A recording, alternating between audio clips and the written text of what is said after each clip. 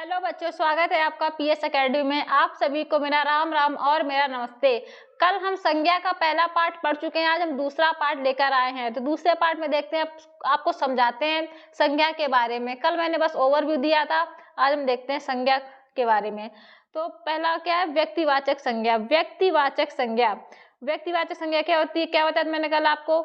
सदैव एक वचन होती है, दृश्य मूर्ति रूप अकेली एकमात्र होती है। तो सदैव ये दृश्य होगी, जो व्यक्तिवाचक संज्ञा सदैव दृश्य होती है, सदैव एक वचन होती है। इसकी डिफिनीशन क्या होती है?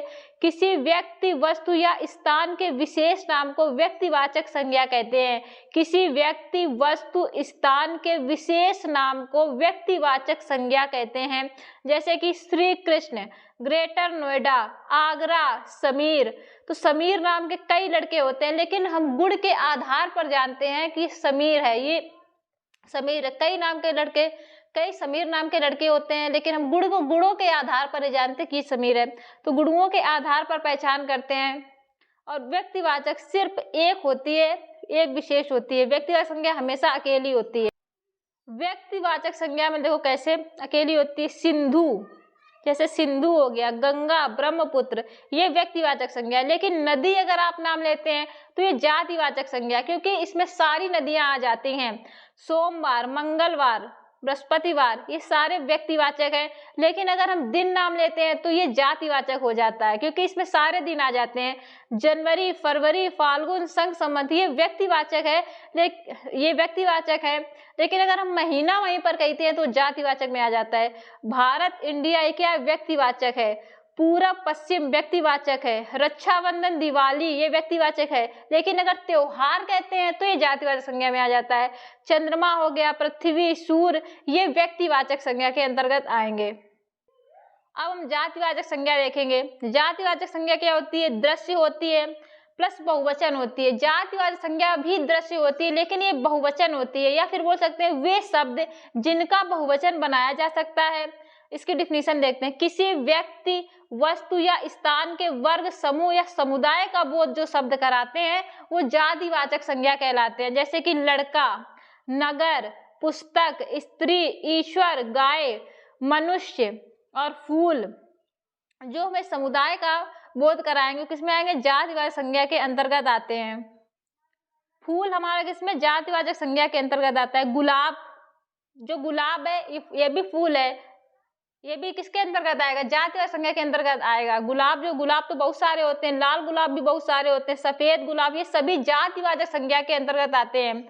फल, जैसे फल आम, लंगड़ा आम, अल्फांसो आम, ये सभी जातिवाचक संज्ञा के अंतर्गत।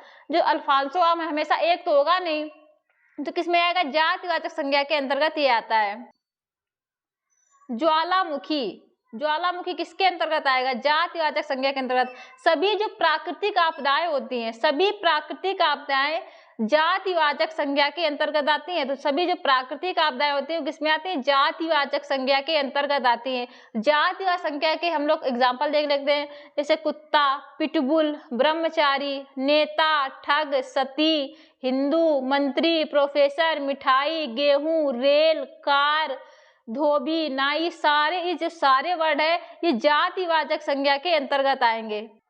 और जातिवाचक संज्ञा के अंतर्गत हमने दो पार्ट और आपको बताए थे, द्रव्यवाचक संज्ञा और समूहवाचक संज्ञा। द्रव्यवाचक संज्ञा को हम पदार्थवाचक संज्ञा भी कहते हैं, और समूहवाचक संज्ञा को समुदायवाचक संज्ञा भी कहते हैं।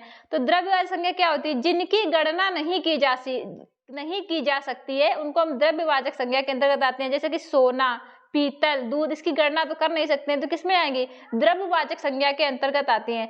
समूहवाचक संज्ञा क्या होती है?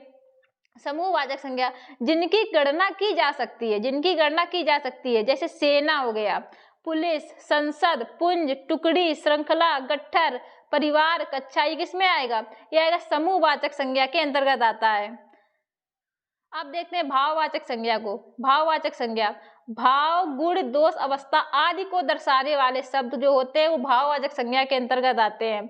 सदैव ये एक वचन होगी, भाववाचक संज्ञा सदैव एक वचन होगी और अदृश्य होगी, ये दिखाई नहीं देती भाववाचक संज्ञा। जैसे कि प्यार, क्रोध, प्यास, भूख, ईमानदारी, बेईमानी, लोकतंत्र, राजतंत्र, चिकित्सा, तपस्या, ठगी, चोरी, डकैती, चढ़ाई, पढ़ाई, सिलाई, मोहब्बत, ऊंचाई, प्रार्थना, बुढ़ापा, यौवन, सजावट, बनावट, बंटवारा, शीघ्रता, चुनाव, गिनती, ये कुछ भी हमें दिखाई नहीं देता है। जो दिखाई नहीं देता है और एक वचन होता है वो भाववाचक संज्ञा के अंतर्गत आता है।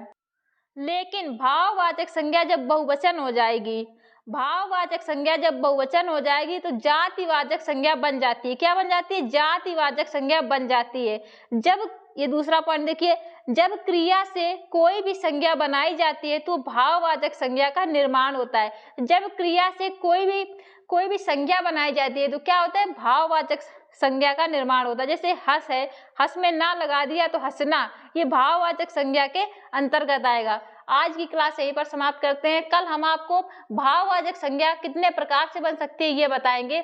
आप सभी को मेरा राम राम और मेरा नमस्ते। जय हिंद। अगर आपको क्लास अच्छी लगती है तो शेयर करिए और चैनल को सब्सक्राइब करिए।